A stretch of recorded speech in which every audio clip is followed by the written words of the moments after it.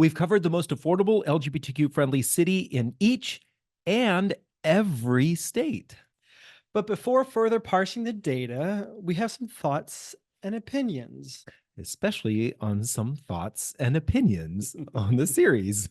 You're listening to Queer Money episode 487, and today we're sharing the biggest takeaways and surprises from the most affordable LGBTQ plus friendly cities series that we've done. Now, on with the show.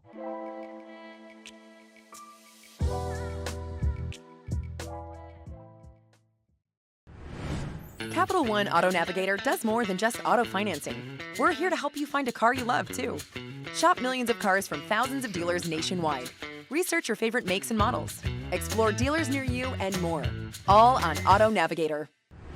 Okay, we've wrapped up covering all 50 states in the most affordable LGBTQ plus friendly cities series.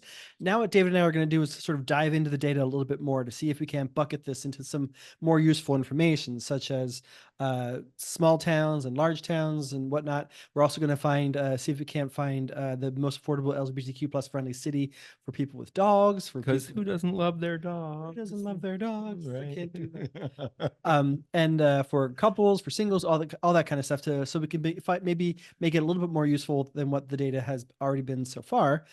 So look forward to that coming soon. And I think we shared in a previous episode, we are in discussions with some organizations to see if we can take this on a global level.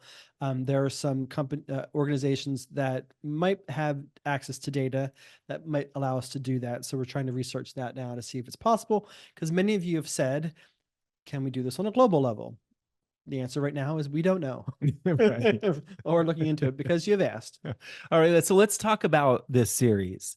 Some of our surprises, some of our takeaways, some of our findings, some of our the comments. We're going to share some comments here shortly. Exactly. I think that probably one of the biggest surprises to me in actually taking the time to look at each and every single state.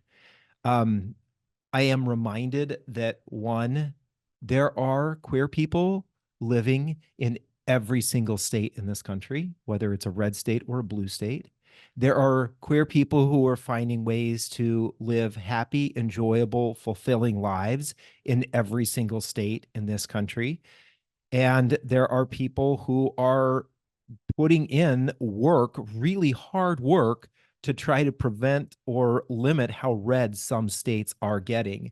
And I think it's important to remember that literally there are millions of LGBT people living in red states, and we can't just, as some people like to say, call them flyover states or dismiss them, because these are our brothers and sisters, our queer family.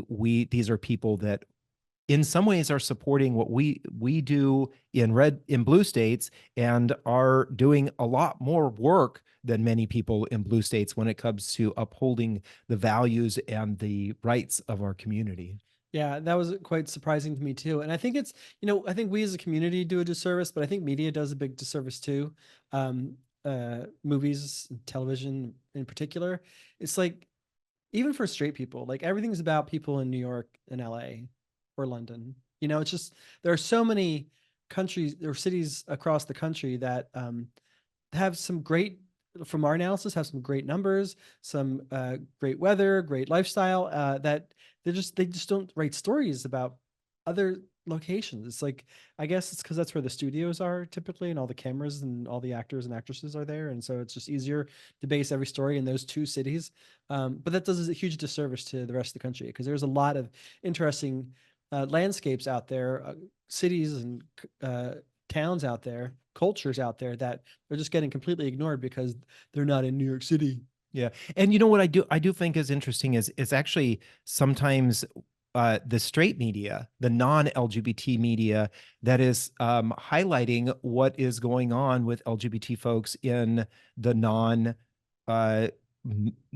or LGBTQ meccas. I think about Hulu just put out that series Where We Live, all about queer people who live in the Midwest and how they how they're living there, why they chose to live there, why they've chosen to stay there, and what their life and lifestyle is like living in some of those places.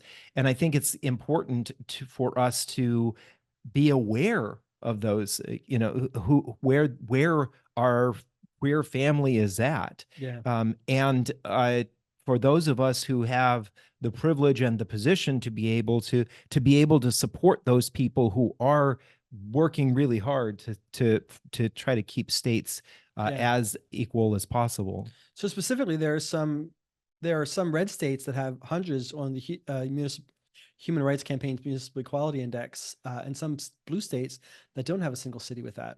Yeah, I was actually quite surprised. I was surprised at how many red states have a city with a 100.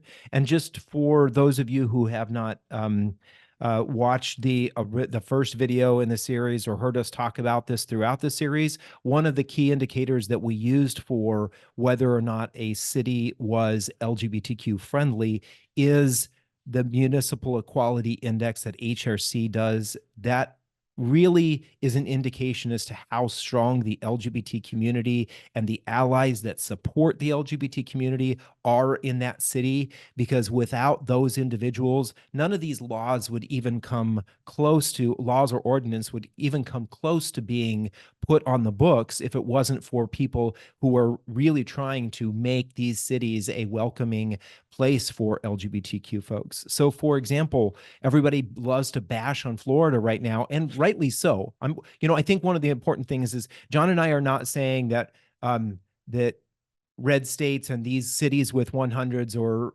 90s or 80s are bastions of liberal freedom where every LGBTQ person is going to be safe. The reality is that there are some LGBTQ people who do not feel safe in New York City or Los Angeles or San Francisco. So it really depends. It's all 100% subjective and personal. We're trying to grab big buckets of information that we're able to.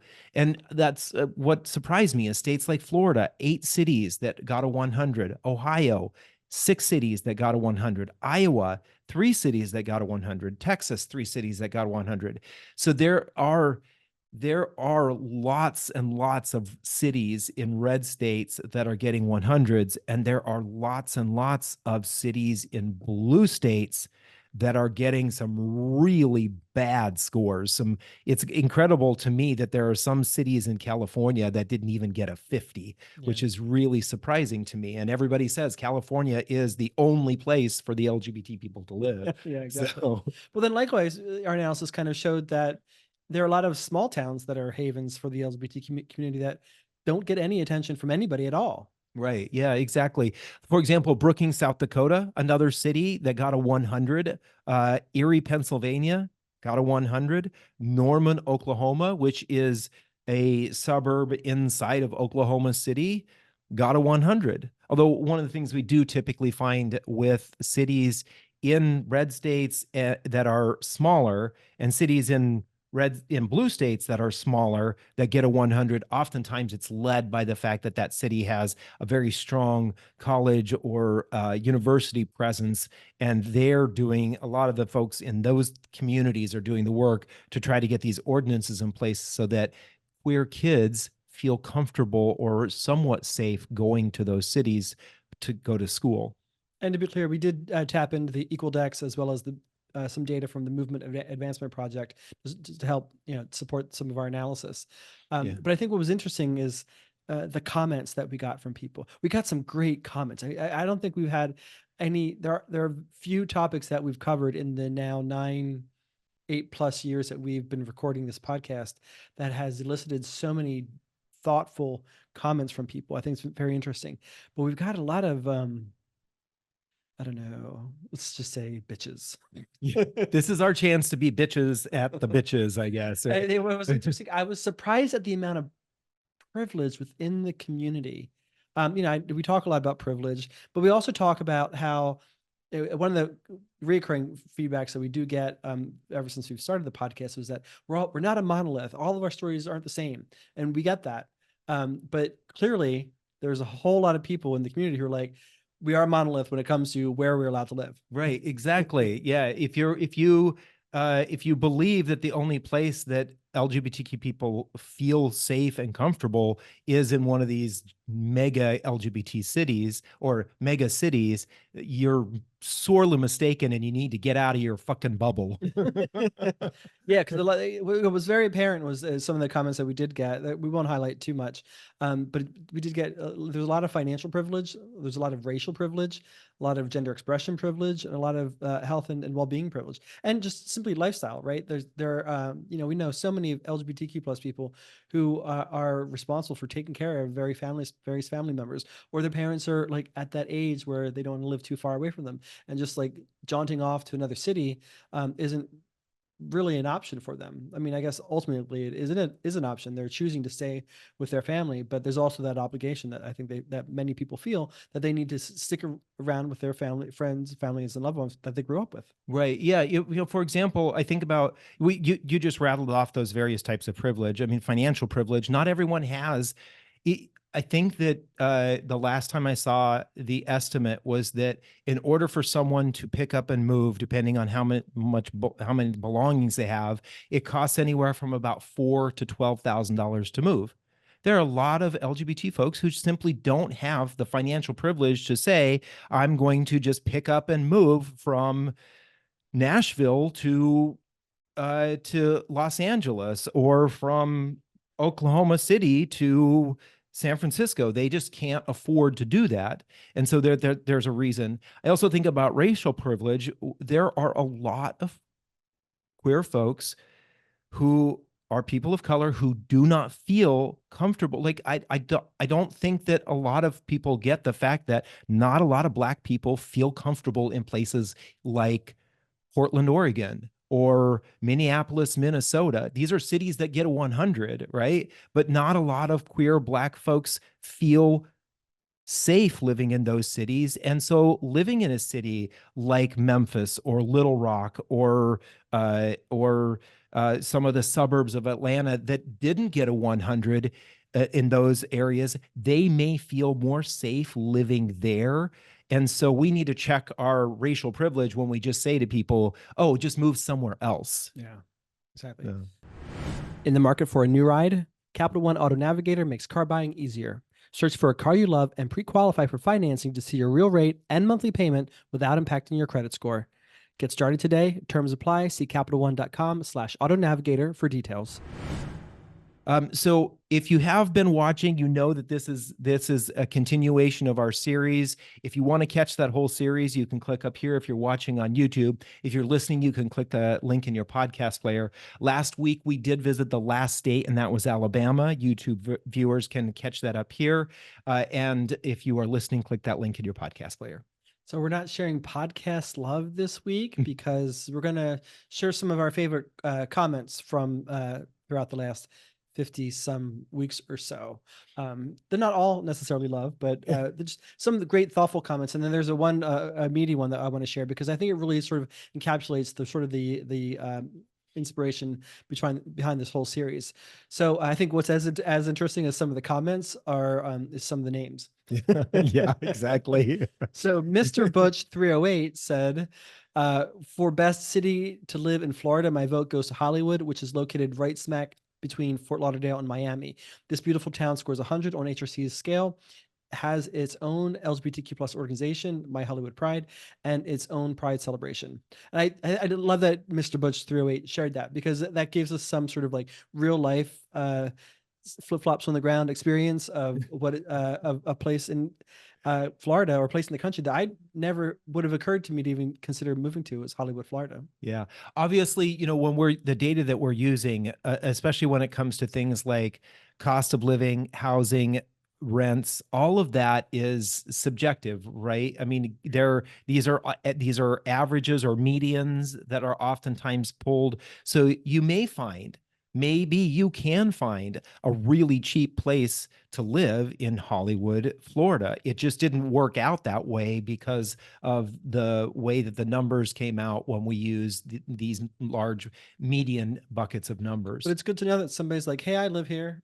Yeah. It works. You might want to check it out. Yeah. You don't get that often.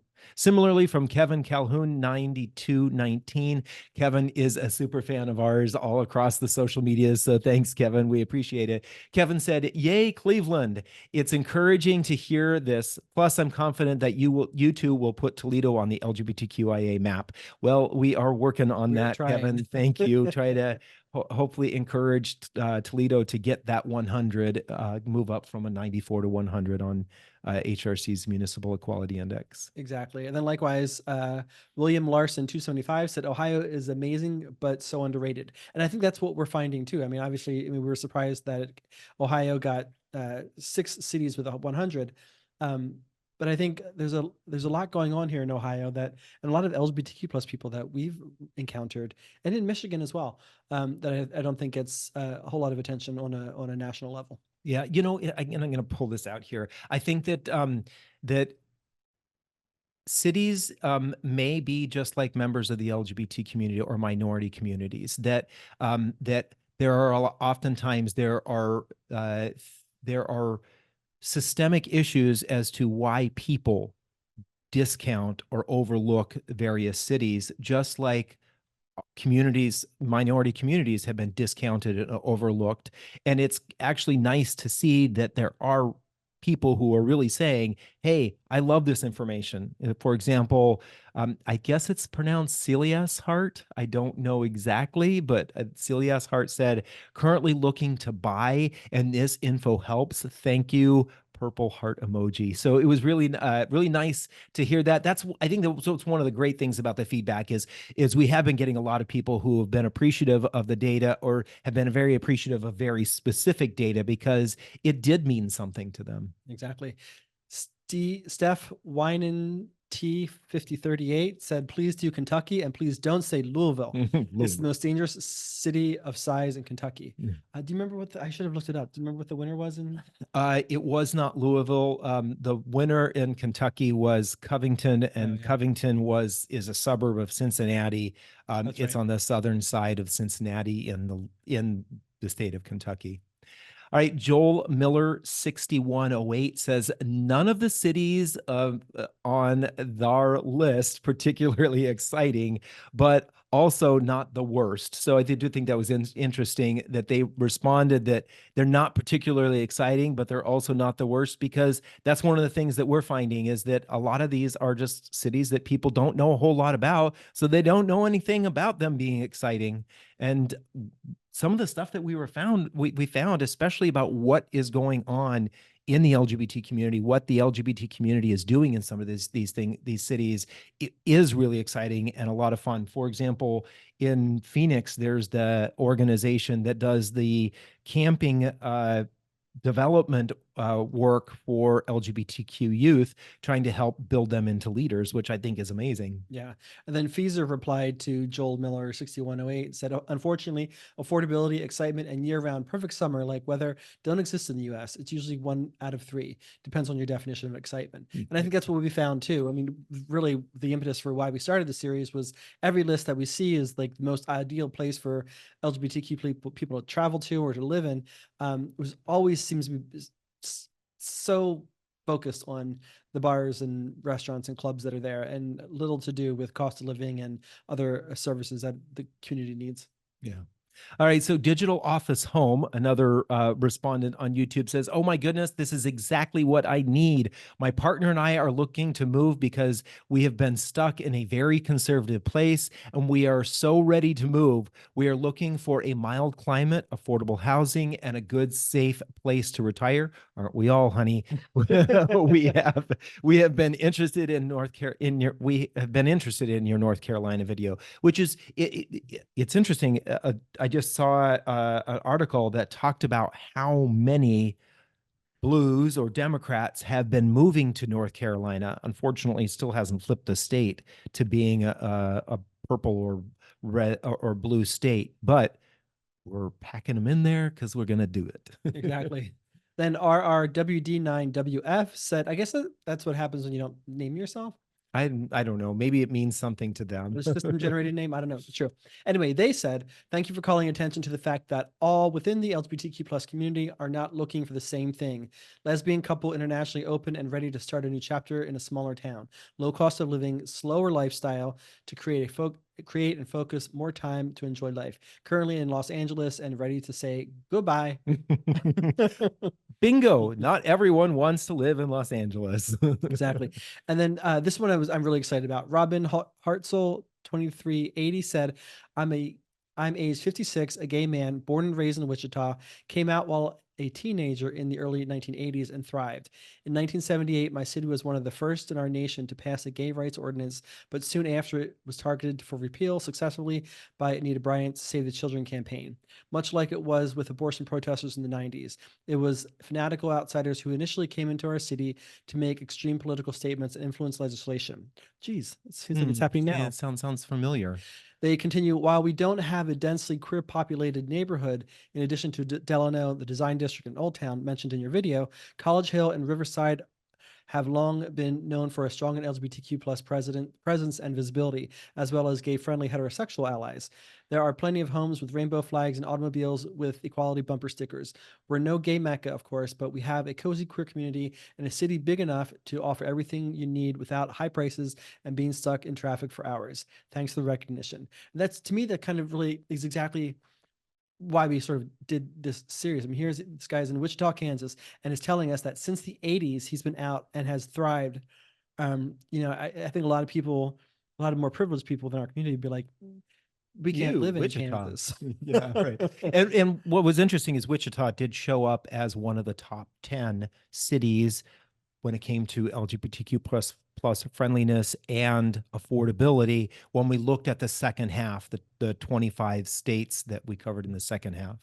So thank you, Robin Hartzell, 2380. That was really well thought out, and I think great information. There was just that it's that kind of discussion that started happening on some of the comments and message boards that I just thought was really helpful, because it just gives you a lot of information to absorb that you might not get, from a New York Times or Atlantic article. Yeah. Last comment here comes from L Love Trunks 16. I wonder what's going on there. Love Trunks. Huh? I really appreciate this series. I just stumbled upon it doing research for a safe place for my family to move to, especially trans friendly.